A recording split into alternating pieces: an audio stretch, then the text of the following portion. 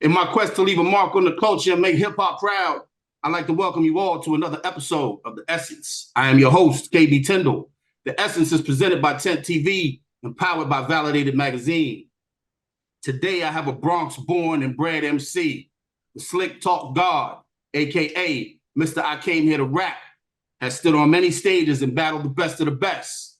He has over 27 battles cataloged, which has amassed over 42 million views. His entrepreneurial spirit has spawned several apparel pieces, footwear, cologne, and more. His calm demeanor is exemplified by his laid-back flow that encompasses hard bars, punchlines, and slick money talk that makes the hardest hustlers stand up and give praise to his wordplay and leaves his fan base wanting more. Ladies and gentlemen, please welcome to this episode of The Essence, Battle Rap's one and only elite MC, Goodz. What's up, man? That was a great intro, man. Thank you, my brother. Thank you. I Great appreciate intro. that. I Yeah, I gotta bring appreciate you that. in right, man. Anybody that I interview, man, they deserve to be, have some homage paid to them for their craft. And I do my best to bring them in the right way, man. Absolutely. Appreciate that. All right, let's get into it, man. So you're from the Bronx, birthplace of hip hop. What part of the BX are you from? And then tell me how the BX influenced you in your early years. I'm from University, 181 University. I just spoke about this. It's crazy. I'm actually not too far from where hip hop was born, which is Sedgwick. Yeah, Yeah, Sedgwick yeah. Ave. Okay. So I used to be all up and down there. That's literally maybe 10 minutes from me. You know what I'm Okay. saying? It's like right up the block. So um and I guess being from over there, I guess rap just kind of flows, man. It's like, you know what I'm saying? It's kind Yeah, of flows like when you grow up wanting to be a rapper, man. You know what I'm saying? But I yeah. grew up watching a lot of people in my building. My man D Boog is somebody that was a big inspiration to me. My man Fat Sam. They was people that, they older than me and they was doing. I used to watch them and be like, damn, they nice. I want to be nice to them, and they kind of pushed me to get to the level I am now. Okay. All right. That's what's up. Yeah, I was born in the Bronx. I lived in Castle Hill till I was That's like real, yeah. 12, and then I left from Castle Hill and went out to Hollis, Queens, and that's where I grew up at. So yeah, so I'm Okay. familiar with the area, definitely, definitely. Right, right, right. Um, what's your earliest memory of hip hop?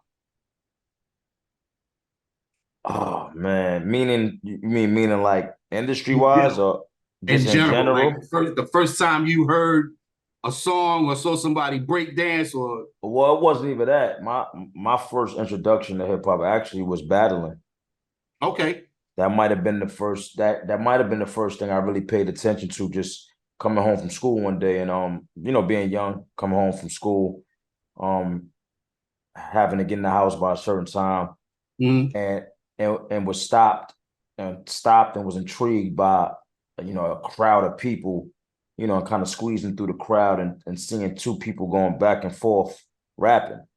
And I think that's how I got introduced to hip hop. Just wanted to know after that, I just wanted to know what that was. It was the crowd going crazy. It was just like it was a rush. And I was like, that's fire. What is that? You know what I'm saying? Yeah, yeah. you know what I'm saying? I got home, got in trouble, but I think that was it. I think that was it right there. That's what's up. That's what's up. Um, where did the animal part of your name come from? Like I know, like I seen you on TV promoting the products and stuff, and we Mhm. know you go by Goods, but where did the animal part of the name come from? Um, Rest in peace, my man Bill Blanco. Yeah. He was the first dude. I had to be around 15. I think he was the first dude that was running around with me. We was going to every cipher, every battle, everything, like, between the Bronx, Harlem, you know what I'm saying, Queens, between the boroughs, just going everywhere, really Bronx and Harlem, just everywhere, everywhere. Rapping in ciphers, doing everything, you know what I'm saying? And that's how my name was up in the streets. Um, and the first name, it was Goods, and then he put street on the front, so it was Street Goods. Okay. You know what I'm saying? And then that's when I was younger, you know what I'm saying? And then as I started getting older and like really, doing the battle thing, and I was killing a lot of dudes, like, what I'm saying, off camera, the street kind of fell off, and then he was like, man, like, you an animal. You gonna be good to Hmm. animals. You an animal, you killing these dudes like that. So Right, And right. that's kind of where it stuck right there. Okay, all right. I saw you recently post some bars over a new version of Ain't No Half Stepping, the Big Daddy Kane joint. Mm-hmm. Is there anything in the works to make that a single, to make that happen? Yeah. I sent it to Kane. You know what I'm saying? Trying to bait him to get on it. So I'm Yeah, just waiting for him yeah. to get on it. Kane, Big Daddy Kane is my man, man. He been showing love since, man, since I met him. You know what I'm saying? Hmm. Before I met him, you know what I'm saying? I became one of his favorite rappers, and that's like a very big thing for me. You know, that's extraordinary. And ever Right, right. since then, he just showed me wild love. So I wanted to do something to kind of show him love in a way. So I said, and I wanted to surprise him. So I'm like, yo, I had my producer up and said, dude, ain't no half stepping over. I sent it to Hmm. me. You know what I'm saying? And I'm gonna do a freestyle. I'm gonna do like a joint to it, but I'm gonna lay it too, but I'm gonna do it first, like in the car. And I did it, and it got a good response. And yeah, he fucks with it. Yeah, So for sure. Yeah. I'm gonna lay it. Well, I laid it already. I sent it to him, so I'm gonna see what you know. He gonna get on there whenever he got time to, and then yeah, we go from there. No doubt, no doubt. We need that. We need that. Definitely, Mm-hmm. definitely. Um, you've been battling for over 2 decades, man.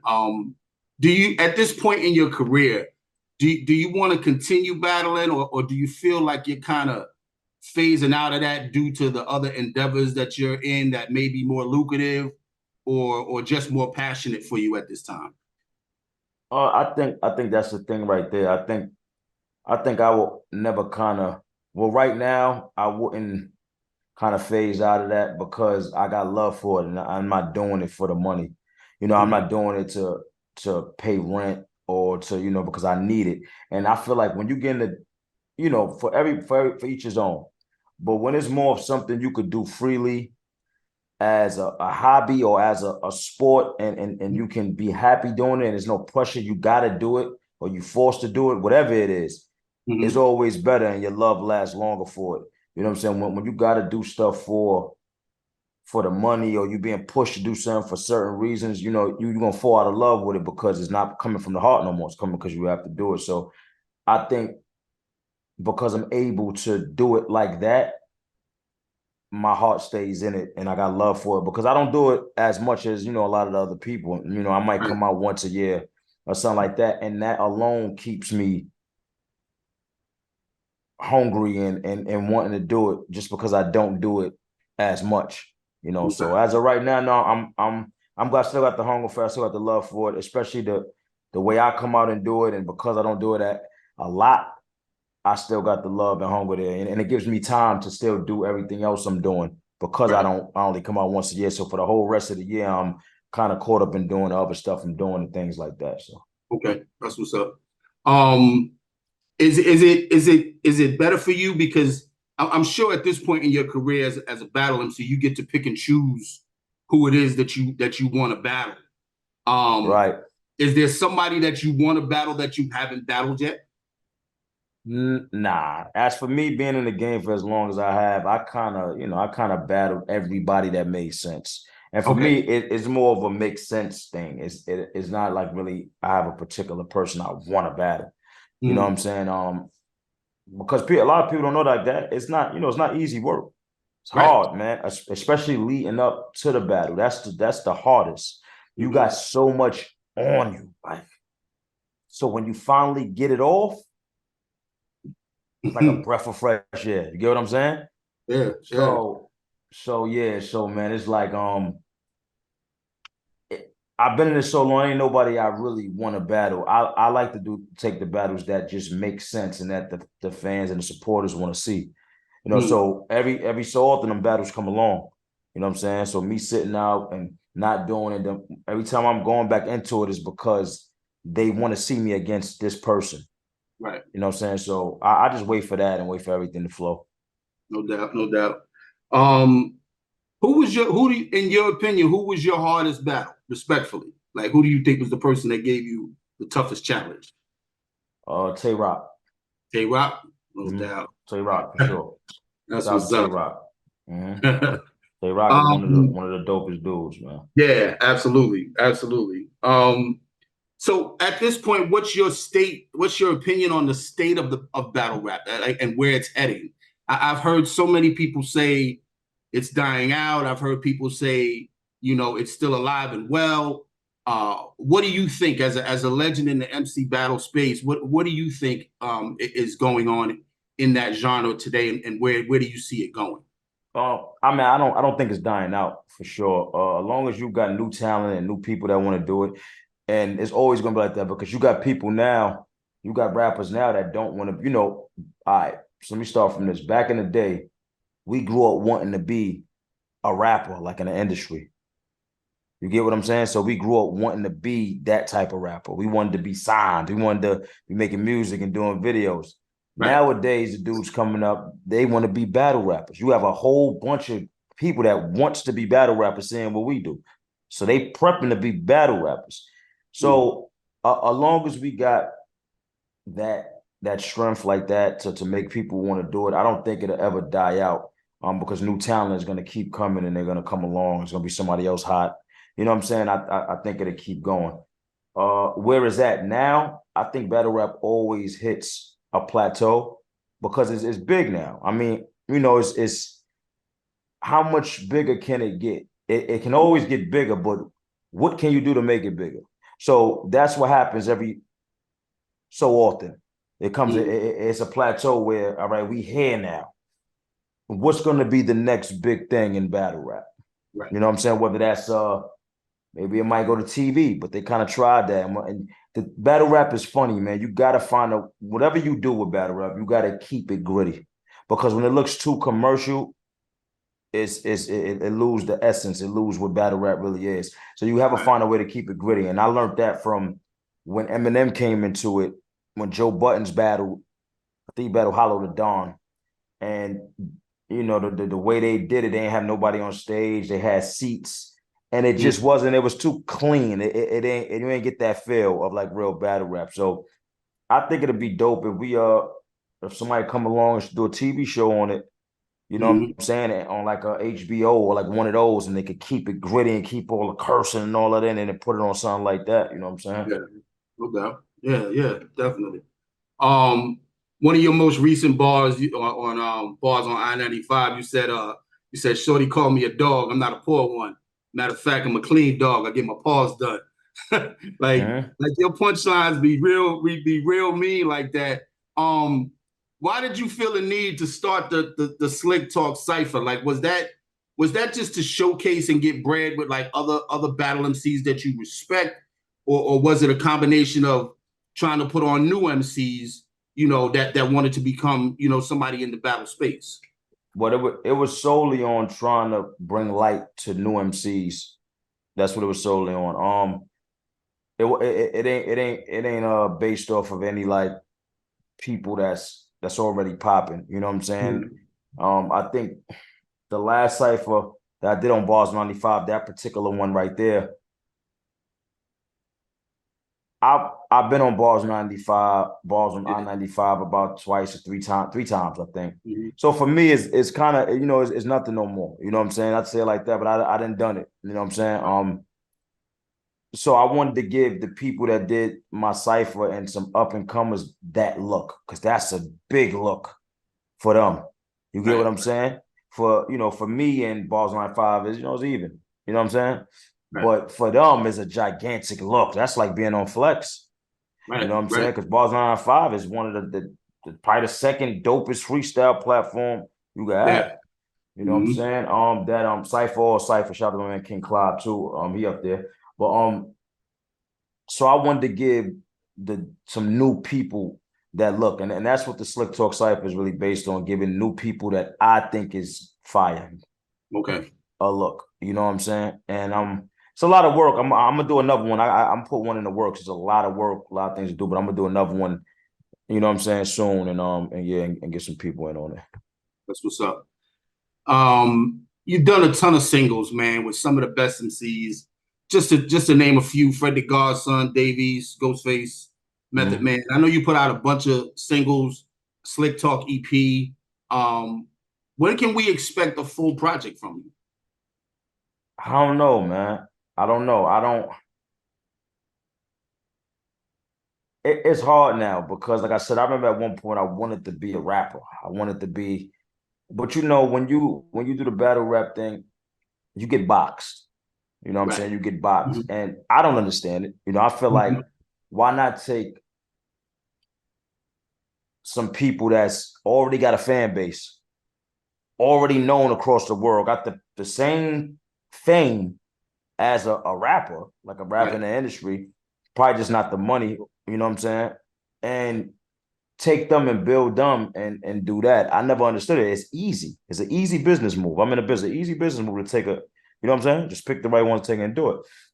Um, I don't know. A lot of people been kind of on me and asking me to do a project and stuff like that. It's a little, what it is for me is you put all, for a person like me, you put all that work into the project, right? And you know, Mm-hmm. I got my core fans that want to hear me do it. But you put Right. all that work into the project and then you drop it and you don't get as much views and hits and likes as you would get if I did a battle. So it kind of makes me straight away from dropping like a project and maybe just dropping a single here, you know what I'm saying, a song here with a quick video and something like that, just to show rapping, opposed to dropping the Right. whole project because it kind of makes you what's the word I'm looking for, man? I'm trying to think of the word, man. I can't think of that, but it kind of just makes you like feel like I did all this work for this, for Yeah. these, you know what I'm saying? So and it'd be like Yeah. that because, like I said, it be it. You when you I get millions of views battling, but it's like you got to convert those people over to Right. you doing this. And The like I said, music. yeah, I have a nice little core following on doing that, but it's still not as much as if I did a battle. So it Right. kind of Right. makes me like, I don't want to do a whole project, man, because I don't want to put in all the work and then it don't get the push Right. that it deserves for all the work I put in. You know what I'm saying? But I've been thinking about doing it. I've Mm-hmm. been thinking about doing it All right. Yeah. Yeah. because the Definitely. last one I did was a slick talk, and you know a lot of people didn't hear that because I didn't drop it on streaming platforms. Mm-hmm. It was on my site. You know what I'm saying? Slick talk. I think when I did that was 2021, maybe. I Okay. think I dropped that in 2021. So yeah, so you know I'm gonna go ahead and release that to the streaming platform and let that go out there and all that. Then I'm thinking I'm working on an album, maybe like an 8 to 10 song album, maybe. I'm Yeah. thinking Yeah. about it. Yeah. Okay. All right. No doubt. Um, we know you're a hustler by nature, bro. Everything is on nothing-but-goods.com with a Z. Hmm. That houses all of your designer apparel, from the leather hoodies to the leather jackets to the bucket hats, the slick walks, the cologne. Um, why did you decide to get into the fashion side of things? And what are some of the best sellers out of your items at this point? Uh, the funny thing is, when it came to doing clothes, that's something I didn't want to do. To me, it was Really? is yeah, it's very cliche to me. Okay. For me to just do clothes, I feel like everybody does it, right? Mm-hmm. You know, as far as like doing something like a cologne, that's like kind of far-fetched. You know what Right. I'm saying? Right. People don't think so. I try to think outside the box and do things that everybody is not doing, but it's still got to be something that fits my brand. You know what I'm Okay. saying? I know I got into cologne deep in like 2020. You know what I'm saying? Now I'm well over I'm over 100 bottles of Mm-hmm. cologne, right? So I got deep into it, and I started saying I want to do my own cologne. And then I just got into the habit, especially around COVID time, of saying stop saying I want to do something and actually going to do it. And I think Right. that's what stopped a lot of people, just people saying they want to do something and keep it there. They don't go do it. So I went and did it. I went and looked up the place. I Googled everything, but I found, and I actually did my own cologne, and it came out so fire to me. I wanted to put it out. I was first going to do it for me. You know what I'm saying? Mm-hmm. Then it came out so fast. So now I want other people to have this. I want to put this out. I want, you know what I'm saying? I want people to smell this. And I wanted to put it out and it went very well for me. You know what I'm saying? And that was a big thing to see me create something and put it out and people actually liking it. And then you got to think about it like this. With cologne, and that's why I say shout out to my supporters. I love them to death. With cologne, you can't sample it. I don't have sample. I can't send a sample out to everybody before they buy. So they're purely buying it off of me, off of what I gave them throughout the years, and that's style, fashion. You know what I'm saying? All that smelling good goes with style and fashion and being clean and looking clean. All that go together. So because that fits under my brand and that's who I am, they was able to blind. We call it blind buying. Yeah. You know what I'm saying? The cologne off of my word, and they loved it, and I just kept going from there. It was a dope thing. I always wanted to do a sneaker. I think everybody wants to do a sneaker. You know what I'm saying? Everybody wants a sneaker, to have their own sneaker. Once I did the cologne, I said, oh, I could definitely do a sneaker then. Right. And I could definitely sell a sneaker because you can see it. It ain't like you gotta, you can't smell it or something. You can see the sneaker. I can show it on camera and then you can see it. So I wanted to do something that's as you get older, you want easier stuff to put on your feet. You want comfortable things.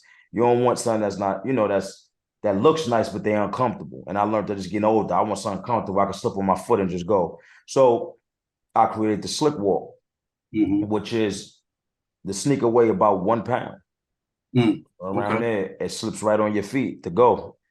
You would never complain about the sneaker being uncomfortable. You can wear that sneaker for 3 days in a row. It will never, because it goes to your foot.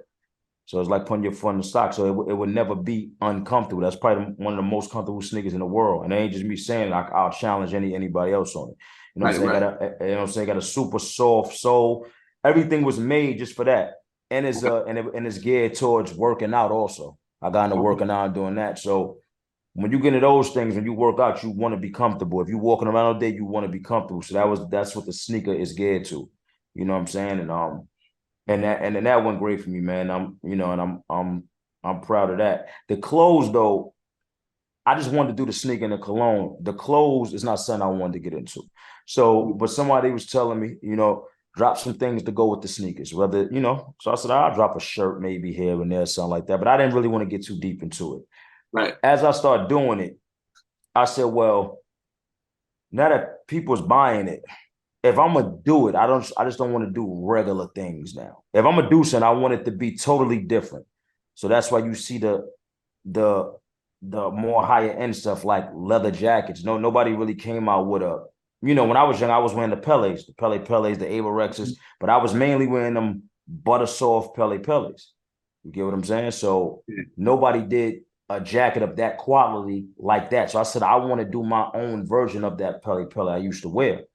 You know what I'm saying? And that's what I did. Found the manufacturing company that Pele used, went through them, did everything, and did it the exact same way. So I want to do different clothing items instead of just a shirt and a sweatsuit or something like that. So I want to get into jeans eventually, but I want to do stuff like that. If I do the clothes, I want to do, different things, more high-end stuff. All right. That kind of leads me to my next question. When you said you used the same manufacturing company as Pele, is that being manufactured here in the States, or are you taking trips overseas to look at materials and things of that nature? Well, I could say this: when you do stuff, you don't. This is some advice for anybody that want to start a clothing line, right? And anybody that's listening that want to start a clothing line, they can DM me, and I could give them, to put them in the right direction to where they got to go. You know what I'm saying? A lot of people don't be serious though. Yes, when you're doing a clothing line, a startup, you got to have a startup course. It won't be that much. I could tell you the lowest amount of the B, and you could start up your clothing line, right? Okay. But you can't do nothing in the States. You can't do nothing here because they're gonna charge you way too much money. Okay. You get what I'm saying? So for anybody that does anything, Nike get their sneakers from China. Absolutely. You get what I'm saying? Everything they get from China that's so. I definitely had to find a great manufacturing company outside of the States that does that. Okay. You know what I'm saying? So yeah. So which is easier to manufacture, the clothes or the cologne? I would say the cologne because I'm in there hand making it pretty much myself. Okay. So I'm Gotcha. in there mixing and adding and putting stuff together and getting it to how I smell it. So it's easier because I'm more hands-on. For the leathers and the clothes, it's trial and error. So before people see a finished product, I done went through a few samples to get it to how I want it. Mm-hmm. I'm not flying out going to do that. Nah. Right. So I'm just getting it drawn up how I want it with the details, talking to them, telling them exactly how I want it, Mm-hmm. going through trial and error, paying for the sample to come. If it's wrong, I got to tell them fix this, fix this, fix this, and pay for another sample to come until it's Right. right. And then I Okay. say, okay, this is how I want it. I need a bulk order of whatever. Right. Right. You Okay. know what I'm saying? Got you. Got you. What are some more endeavors that we should be looking out for you coming up in the future? Oh man. I'm working on doing my own liquor. Okay. And In what space? Tequila almost space? there. Vodka space? Nah, I was thinking hard on it, man, but I think I'm gonna go cognac. I don't think they know me for drinking cognac, and Mm-hmm. tequila kind of took over because Henny had a run for a long time, and now it's kind of Yes, like I did. tequila, right? Yeah. So I think coming out with a new dope cognac, something new, something fresh, something they know me for, will be super Mm-hmm. dope. And I'm close. I'm this close to being right there. You know what I'm saying? And I really just started working on it. I've been looking into stuff for years though, trying to figure it out. And this year I've really started putting my foot on the gas and really trying to figure it out. And I'm close to getting it done. You know what I'm saying? And Okay. I can't wait. I also got a drinking game coming out called Tap Out, Tap out. a, Okay. a, bo- a board game for adults, 21 years old. It's a board, it's a drinking game, card game. You play the cards, you lose, you drink. It's a dope game. So I want to do my own liquor and drop that at the same time with the That's what's up. What would be your message to the younger generation that want to be entrepreneurs? What would be the first two steps that you would tell them that they need to do? that want to be entrepreneurs. Well, the main thing I would say is what I just said.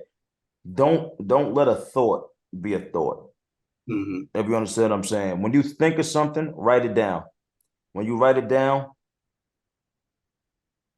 visualize in your head what you need to do to make that happen, and then go do it step by step. You know what I'm saying? Whether it's the first step could just be Googling it, how to Mm-hmm. do it. Go do that. Little stuff like that, people don't do. They just let the thought be the thought, and they always think it's the right time. But I'm gonna do it when this time, or when this happened, or when I get this money from here. It's never the right time. You might say I'm gonna do it this time, this time, this time. A whole year then went by, you ain't do nothing yet. Right, right, So at least right, if you did all the moves and did everything you had to do, and you don't have the money, now when the money comes, it's quick because you didn't did all the footwork for everything else. You know exactly what to do with the money. right, right. You know what I'm Got saying? So that's probably the biggest thing I could say. you. Okay, that's what's up. And then my final question, man, I've been hearing a lot of people doing interviews and they throw this question out there, but I've been using this question for years because I'm always about the culture. The name of my show is The Essence. It's always Right. about hip hop for me. What does hip hop mean to you, bro? Hip hop to me means everything. Everything you see me doing is because of hip hop. You know what I'm saying? All this stuff I'm doing, whether from the clothes to the cologne, is all a part of hip hop. And I was gonna say that people talk about like in battle rap now, right? And battle rap is a funny place because in battle rap, if you cool and you look like you getting some money, that's not a good thing. Mm. In battle rap now and in the stage I'm at, right? Yeah, yeah, So it'd be puzzling to me because I say, wow, I remember with hip hop, your look meant everything yeah. in hip hop. Yeah, that's a If fact. you Yeah, didn't look cool, nobody respected you. yeah, yeah. There's a lot of nice rappers that was out. A lot of nice rappers that nobody know about. They never got put on because they ain't have the look. They Mm-hmm. wasn't they wasn't believable. They wasn't sellable. You know Right, what I'm saying? right. You couldn't sell them. So everything I'm doing falls under the hip hop umbrella, and I wouldn't be able to do it without hip hop because I got a name and got supporters and fans off of me rapping words. And that's where it first started, and that's from hip hop. and that opened the door for me to do everything else I'm doing. That's what it is, man. Any final words for the people? Slick Short Guard. If you want to support, go to nothingbutgoodz.com. Go check some of the stuff out, man. If you want a comfortable sneaker center workout, then definitely go check out those Slick Walks. The cologne, I get busy. Trust me, I'm in the cologne. I know it smells good. What do you think your most popular or your most favorite scent? Which one? Well, my most favorite scent out of mine, out of my cologne, my favorite scent is different from maybe what's the most popular. The most popular is the first one I did, which is called Slick Talk Leather. That sells to this day. That and chocolate leather. Those are the first two I did. Slick Talk Leather first, chocolate leather. Those sell to this day. Those sell out. Okay. You know what I'm saying? My favorite might be Gentleman Sturdy. You know what I'm saying? And you know, it's because it got this you know the cereal Fruit Loops? Yep. It got this scent in it, like a note. It's called Fruit Loops. It smells just like the cereal. And it just brings you back to my childhood. So that's my favorite, you know what I'm saying? But the one that people is liking now a lot is the two new ones I dropped, which is Touch of Success and Cherry Cola. Okay. So those are two new ones I dropped, and those are the new ones that everybody's liking now, man. That's starting to pick up and people starting to buy. But Slick Talk Leather and chocolate leather sells the most to this day. They've been selling since I dropped them. So got you. No doubt. Yo, Goodz, thank you so much for joining me on The Essence, bro. Appreciate you. I'm going to tap in with you. I'm going to get some pictures from you. I'm going to give you my email. You can shoot them over to me so we can have a few different looks to choose from for the cover as well as for the inside spread. And when the magazine drops, man, I'll definitely tap in with you. And when this interview drops, I'll tag you on everything when I post it. I appreciate you, man. Great interview. I appreciate you for having me. No doubt. All right, one. Come on.